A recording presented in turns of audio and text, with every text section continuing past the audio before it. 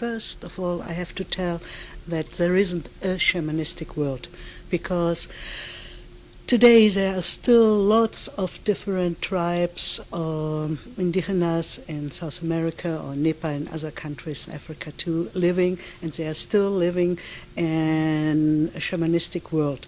So we have different types of shamanistic worlds, but there's like one carpet below this, and this makes all over the world like the essence that this is shamanism. This means that everything who exists has like a soul, has consciousness, and that we are a part of this world, that we are not the heroes and the masters of this world, and that we are always connected to the spirit of other living creatures. Yes. And so I think mostly maybe 27 years I slowly walk into these different rooms of shamanistic world, because I love the way I myself, as a woman, as an artist, as a human, can feel and get in contact with this so-called unseen reality, because for me it isn't any longer an unseen reality, it is reality. Because for me today, after long years of experience, I think that a real realist is a visionary one. So because this is that there is no, that we are always in like altered states. There is nearly no cutting between this world and the other world. I only have to know them, and so I can act in them, and this gives a big richness to me, and with all my senses I can go into this world, and I don't have to leave nothing. I don't have to believe nothing, because I can experience this with my own body, with my senses. And the first is I can explore like my own spirit, and then I can get in contact to all the other like qualities of spirit which are in this world. And this is a big richness for me, and makes it much more easier to live. And it's like to sing a song every day, and the tune is changing, but it's my song, and I can live this kind of sound, and I am this kind of sound. Sounds very great. It is. Yeah.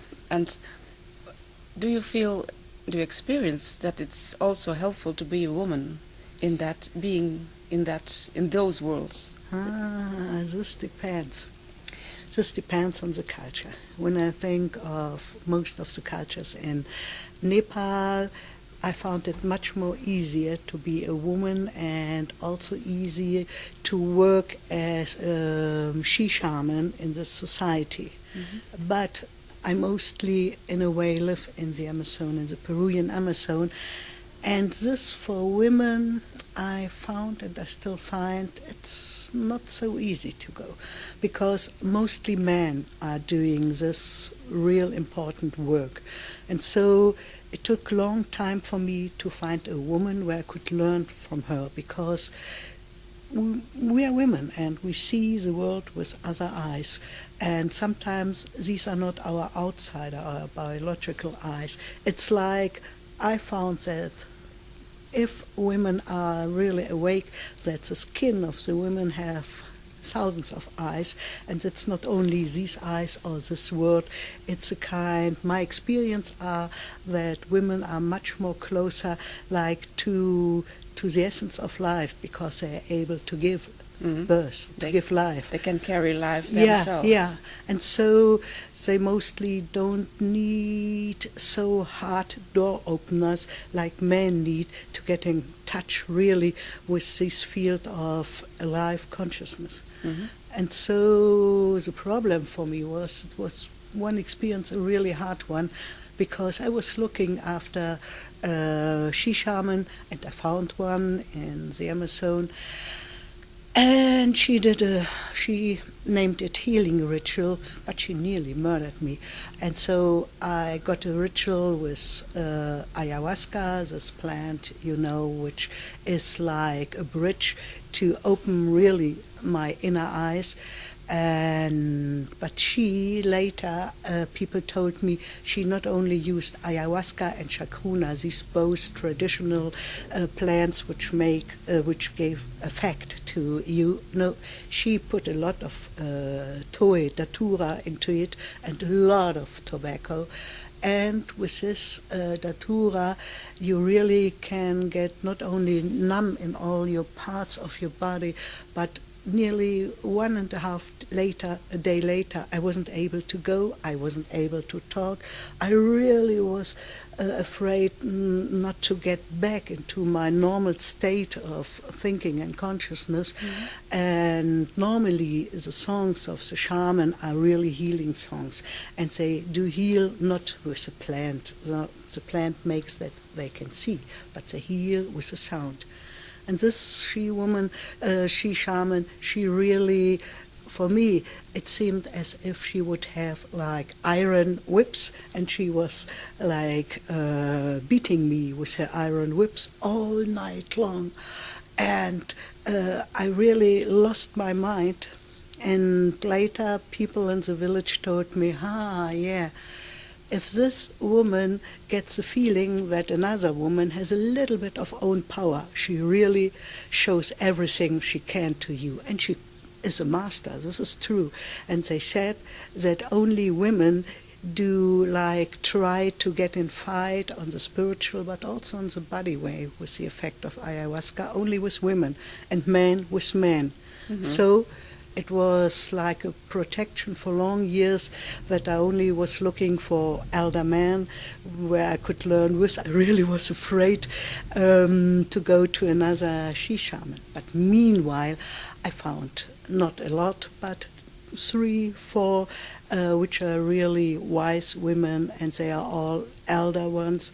But this was a hard lesson for me, to trust in a woman, and so I learned it doesn't depend in a way on a woman, that we are not better humans. Mm-hmm. It depends on what do you want, which effect do you want if you are going to treat me, or if you are going to do a healing ritual with me. And this is the key. What's really your focus? If I talk to you with the focus to give a lot of pain to you, and I'm smiling, I will give a lot of pain to you. Mm-hmm. And if she's making this healing ritual with the focus that, I want to see if I'm the strongest or she is, she will harm me. That's it. And then on and on, I've been walking, and I found another really great old woman. Her name is Dr. Felicitas Goodman. She was an anthropologist, and she was really encouraged. She was an old, really strong lady, and she found out that we can change our perception while working only with postures of our body and with the rhythm. And so I have been like a student for long, long years, and so I found, beside all these ways to open my mind with the help of plants, I found out what a gorgeous way it is only to work with my body and with a special rhythm. And we have done measuring, brain measuring, everything.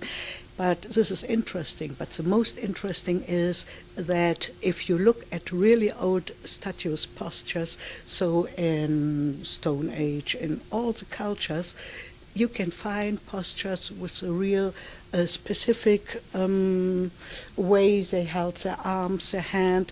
And if you do this, if you put your hand like this or like this and open your mouth and put back the head, you immediately will feel a really, really great heat, and with closed eyes and a rhythm of 210 beats per minute, it's really fast. Mm-hmm. The connections in our brain, clack, clack, they turn so that you get in an altered state, and you don't have belief, nothing and it's short time, maybe 15 minutes, you can do it, and you really get into the state of visions. And so nowadays I mostly practice this way on one hand, and I teach this to people because you don't need nothing, only your body and a rhythm and a sound.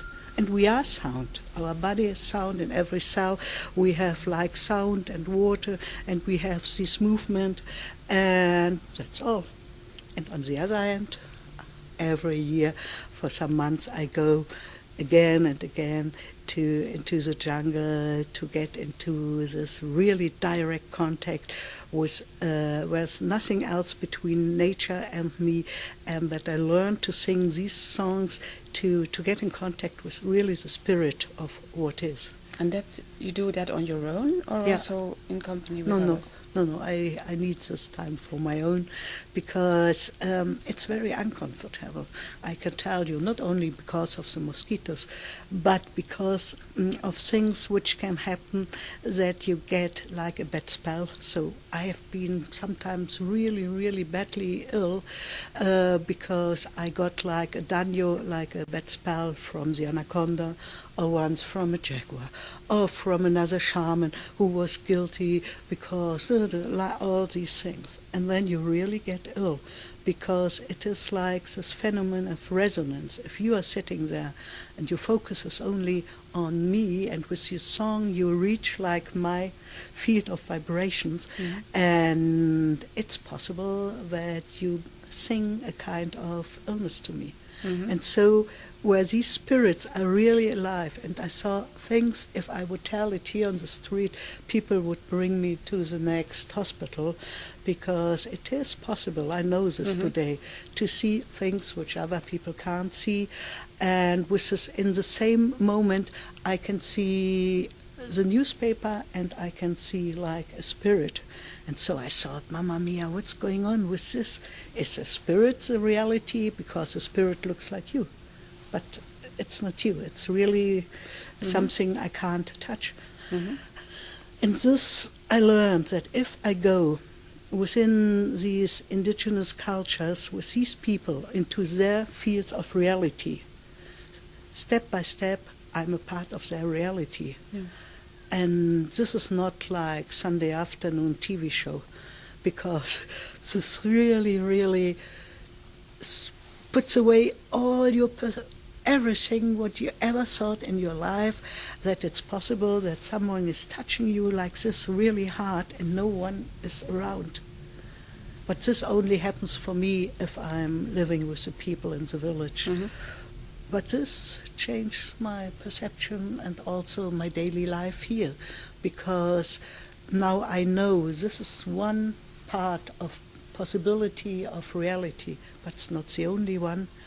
And this is what I really like to explore, this richness I have inside of me, and that I'm a part of all these different realities if I'm willing to open my mind. And I also found out that women, in a way, also here go another way. Maybe men will name it a softer way, but it isn't a softer way, because we can mostly, so when I'm doing experience with women, we go out in nature and we sit still, not meditating, but we sit still for hours to get in contact with the other kinds of living, so like trees or animal or something of this, and we don't need nothing to change this perception, but maybe to take care, to be aware of my breath, breathing, or I don't know. It's an easy way, but it's so effectful to go it like the soft flowing water, which gives the stone a form. It's not to take a hammer and to let the stone explore. I think, in a way, my way is more to flow like a water around the stone, so that step by step the stone is changing its form. A very female approach. Yeah, I think so. Yeah. Yes. And the people you work with, you take into nature, Yeah. there are mainly women or men also? mainly women, and some things I do only for women. I like the men, this is not the problem. But if you are in a group with women and they are men are changing their behavior, and women too. Yeah, And true. so for some experience, if you really try to be like true to yourself, it's better not to get into this kind of game with men. It's nice, but there are special situations for myself. I'm clearer in my mind and I'm more concentrated on what I'm doing when I'm in one way alone or going with women who also don't take care if you have the nicest lipstick of the day or the best shoes. This doesn't matter. And therefore I do some, for me, important experience only with women. Yes. Yeah. You mentioned that it started for you 27 years ago. Yeah. So with consciousness, yeah. Yeah. What brought you on this path? Who? Sometimes I thought of this, and I can't remember like a person or a day. It is like a long life longing for to see the unseen, but because I always knew there is more than only this table and the chair. And so if you are open because you are hungry to know something, these things you want to know, they will reach you. So, and I haven't been searching, that's not the truth, but because since my childhood, in a way, my father was an artist, and after the war we were really poor, and we came from far Russia, and so there was nothing. And so we had to go into the forest, and we had to look after things to eat.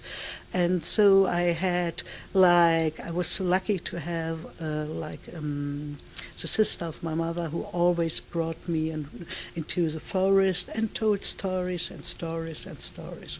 And nowadays I know that sometimes the real truth is not in science, but it is in this, what we call the old stories, because there is the essence of truth, and they all, also if you take your fairy tales, they all have this point of a knowledge which is behind, and so I think this opened like my view and my longing and going with the colors. If you close your eyes, so simple, hundreds of colors and forms and lines are appearing. And so there must be something in the darkness. Yes. And the real shamans, they only do their ritual in the darkness because this is the strongest time. And all the light is coming out of the darkness. And so this always was combined with my way as an artist because, I can't separate this. You worked as an artist also with light and darkness mainly? Mostly with colors, which are bright and sparkling.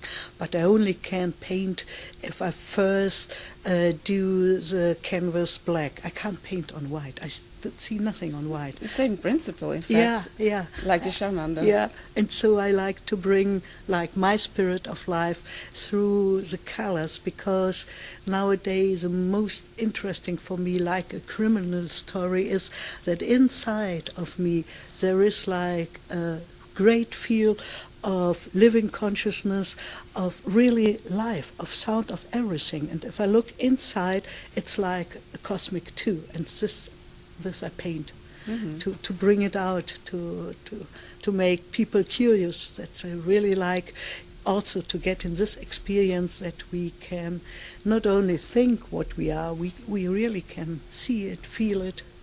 And hear it. You were talking also about sounds. We can don't talk about sounds. I got the feeling through the years, my ears are, I can hear like the last grasshopper 100 kilometers away singing or coughing. So sometimes these poor ears, it's too much from them to hear. Can you shut it down as well? Yeah, you have to learn this. But it is sound. I think if there's a painting, when the painter has been really in his painting, not thinking, but in his painting, you can sing it. It's like a song too. It is like this. Or if you meet people and you get really this taste of the essence of people, you can sing this lady. Hmm. Yeah. I once learned that music is the closest to what we could call Yeah. the divine power in the Yeah, universe. yeah. And if I hear you well, it sounds a bit like that to me. Yeah, we can hear. So if they're going with these satellites, all this, there is a sound in this universe. Some people grabbed it, but there is a sound in everything, and this is the principle. Real shamans, they work with the sound. So when I got ill from this not so friendly anaconda, because I disturbed her and I didn't know that it was her place, Mamma Mia, they sang the song of the anaconda for me. And they did heal me in 2 nights with the song of the anaconda. Mm-hmm. And so, because it's like homeopathic stuff, Mm-hmm. when I get hurt from this, I get a thing which is close to this, the same vibrations. Mm-hmm. And so the shamans in Nepal, they take their, like an inner sound, the mantra. We don't hear it outside, but it is a sound which changes everything. Yeah. Yeah. Yeah. It also reminds me of we are very much a water filled up with water. Yeah, all our cells are yeah, filled, yeah. that it also vibrates through our whole Yeah, body yeah, then, yeah. and bringing it into balance Yeah. probably again. Yeah, and so I like this technique with this old lady now. 3 years ago she died, which she explored again only with the rhythm and with the body. And because in our brain we have a special part, it's called hippocampus. It's like a door to remembrance, and you can open it with harmonic rhythm. They found out in Zurich here when they did research for epileptic people with epilepsy. And if I give like food to this door with a rhythm, but it must be, they say, a harmonic one, it opens and you can get to all your knowledge. Not only you have stored, but I think that within ourselves we have like all knowledge of life, also not my private personal life, not of my family, but more than this. And I can reach this. Yeah. And this is what shamans also do, that they go into your net on information which is here, I can hear, I can see it if I would be a shaman, and so I can change it. Mm-hmm. Yeah. It's remarkable that here in the European country, these foundings are made about epilepsy, as you said, with sound. Do you notice that more and more there is a connection between these worlds, the regular science and the shamanistic knowledge? Yeah, I'm so glad it is like this, that now scientific say like the same as old shamans say, which never have read a book because they can't read. Yes, I'm so happy to live in this time where we are connected to this, and that I don't have to separate myself from myself, because I love to see things also with my intellect, and I love to get in process of understanding, and so I can combine these two. These are not two worlds, but now the scientific, they slowly walk into the reality. Yes, it's always the question, which reality is the most real? And that's what we can fight about. But we are here at the Psychedelic Forum and talking about these days, and there it becomes more and more clear that perhaps there is another reality, as you mentioned clearly yourself, which is perhaps even more real than we normally hear in our normal world. Yeah. Thank you very much for this talk. I enjoyed it very much. Is there something you want to add still, which we forgot to mention? No, thank you. I'm very grateful that you have this open mind to ask something, because I think it's more important to have more questions than answerings, and so I hope we could bring a little bit more of questions into this world, and so that more women especially are encouraged to get up and find their own way, which is the own way for them to get in contact with this real alive essence. And yeah, that's it, and this is what I like to do.